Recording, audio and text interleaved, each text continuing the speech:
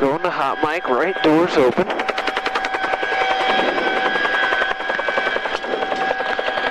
Left doors open, reset, master caution. Master caution is reset. Okay, copy that. Good line here. We'll set up high. We wanted to rappel them just kind of right down off of your 11, right down there. Main and tail are well clear.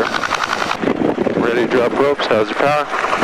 Power's good, drop rope. Dropping left rope.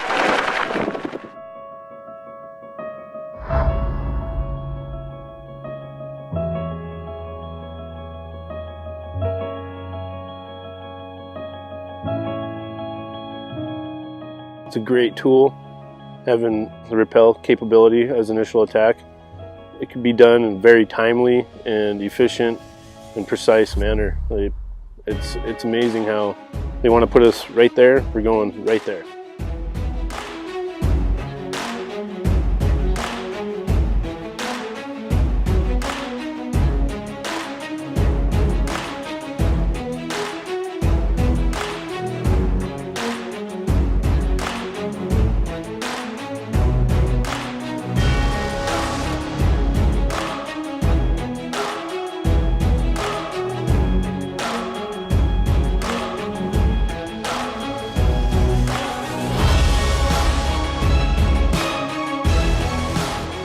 In the rappel world and as a rappeller, you occupy a niche that no other operation has. You get delivered airily, you can be inserted anywhere on that fire they need you to be in a very efficient manner.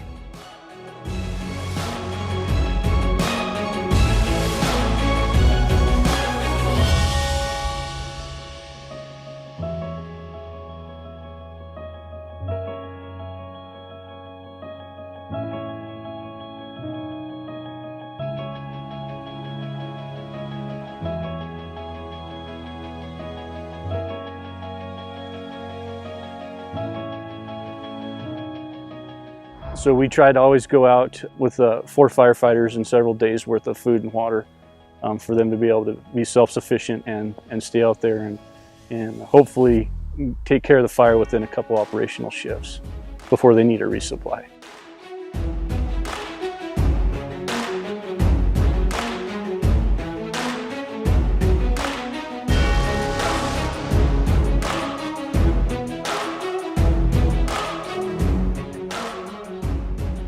I think we have such a broad range of experience and a variety of things we've done.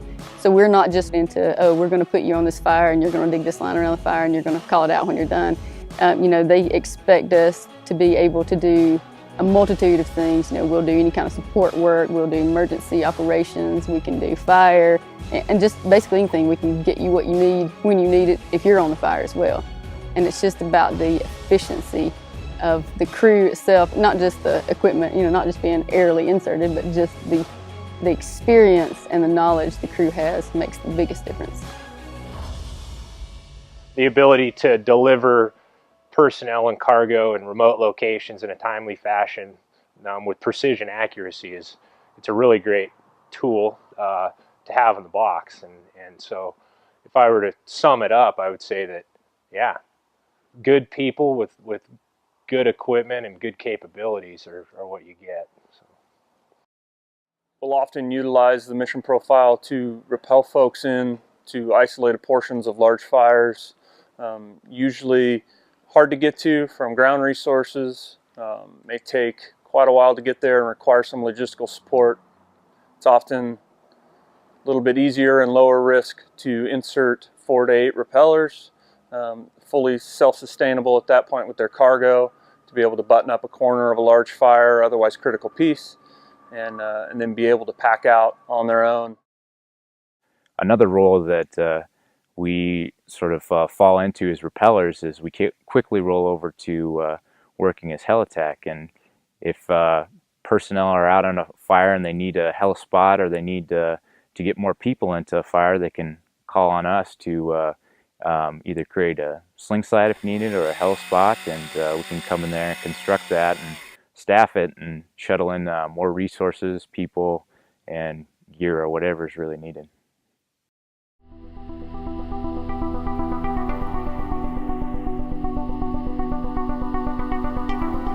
we've inserted people to help. A couple years ago, somebody got hurt and they just needed people to help carry the individual out. So we inserted 4 rappellers in to the scene just to assist with the packaging of the patient and getting the patient to the next level of care.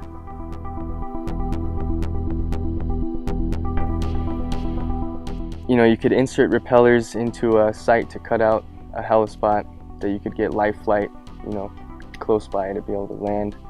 You could at least insert some EMTs or wilderness first responders to help out if the folks on the ground weren't qualified for that, to help package them up and be ready to receive short haul or something like that.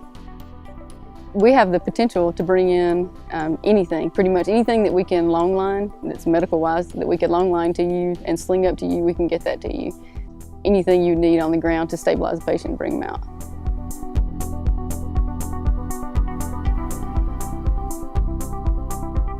The cargo letdown is an internal way we can deliver cargo. So, for example, if you ordered up some QBs or QBs, Gatorade, some food, we can package that in a way to where we can fly out internal with a spotter on board and come out and get on scene to your fire. Wherever you would like the cargo, we can open the doors and kick the cargo out the door and controllably let it down with our letdown lines.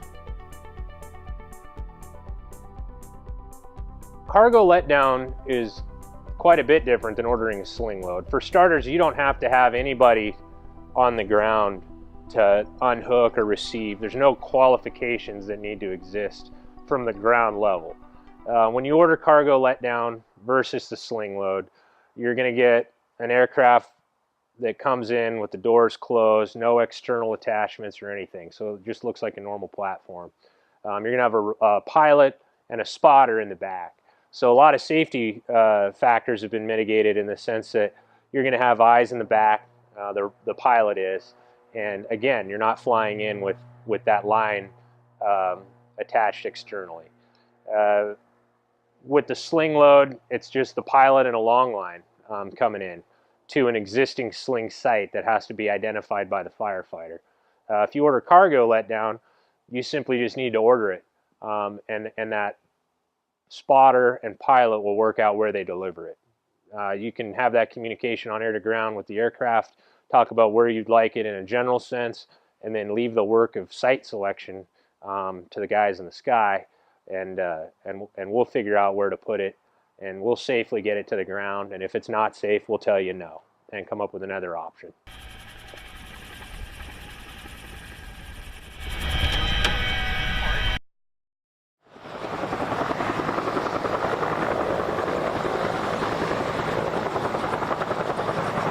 So I can think of a number of fires, that felt good in the end. But, like here in Central Oregon, we've got the Cascade Crest, high public use, high recreation, high visibility area. So when indices are right, we're kind of, the local area and management's on edge. So, there's certain areas that if you get a fire, it's going to be all hands on deck. And, we've had a fire a few years ago that took place up in the Cascade Lakes country, and the bell goes off, and it's just ops normal. Whether it's a small fire or a big fire, we take off, and it happens pretty quick. And you see the column right from the base, and okay, well, we got a fire here, guys, and a lot of other resources responding, aerial and on foot. But it's in the wilderness from where it's plotting, and got a good west wind on it, which is exactly what you don't want to have in this one little corridor. And yeah, you could tell we had probably 10 to 15 acres on fire at that point in time. We were able to get there, staff it, start bringing in retardant, and go back and put the bucket on and deliver water. But we had an emerging incident. We had something that we were going to be on for several days, and we needed more folks, more firefighters, boots on the ground. So in addition to fighting the fire and helping manage the aviation operations, the guys were able to build a good helispot, staff that, and we were able to shuttle crews in that evening and the next day. And then the guys rolled into middle management positions on the fire, task force leader, division soup sort of stuff, and were able to assist in that fashion. And ultimately, the fire was caught at the Type 3 level.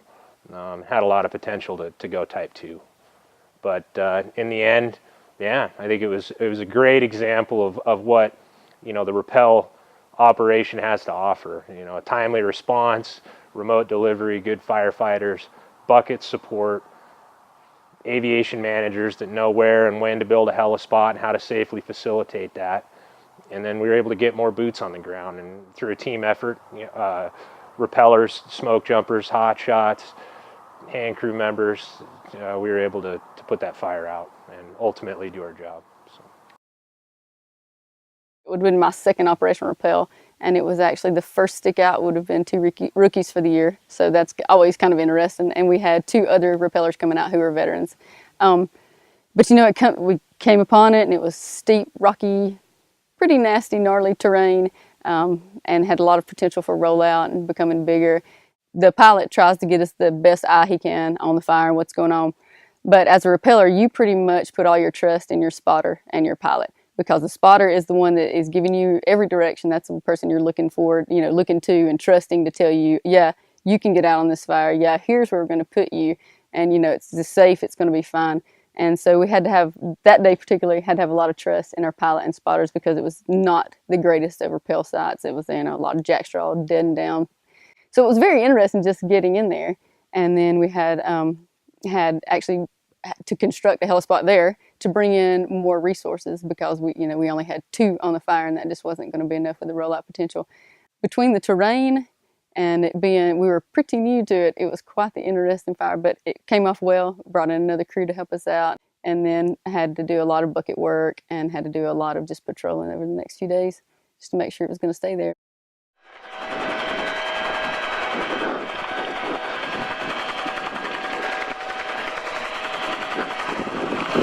Ready to send rappellers. How's your power? Power's good, send rappellers. A lot of work goes into the operation behind the scenes. If you're the end user, be it an AFMO or the IC5 that ordered a load of rappellers or the bucket, you don't see the work that goes in behind the scenes. There's a significant amount of training that goes in from a pilot perspective. A lot of national standardized procedures and policy. The rappellers themselves go through extensive training on the technical side of rappelling. And then the mission is practiced and rehearsed and trained for, and the worst case scenarios are planned for and whatnot. The machine is scrutinized to the highest level as far as the mechanical operation of it. So there's really an obsession, desire for perfection prior to the bell going off, and what you get on the other end is the culmination of that work. And so I think there's I'm sure there's a perception out there that it's a risky operation, and yes, it is risky. You're rappelling out of a hovering helicopter inside of 250 feet, but we have a really good, an outstanding safety record if you look at the body of work that we've accomplished over the last, 40 years, or more. So just know that there's good people in that aircraft that are making decisions and thinking hard about risk management. And just because you order that machine doesn't mean we're going to rappel, right? You don't have to assume that risk as a person on the ground. All you got to do is say it's something that you would like to have, a tool that you seek. As the risk will get taken, and the decision to tackle that risk will get handled inside of that aircraft, and that lies on the spotter and the pilot and the rappellers on board to have that conversation, assess that risk, and then make the decision on whether they feel it's safe to staff the incident or not. Power's good, send rappellers. Sending rappellers.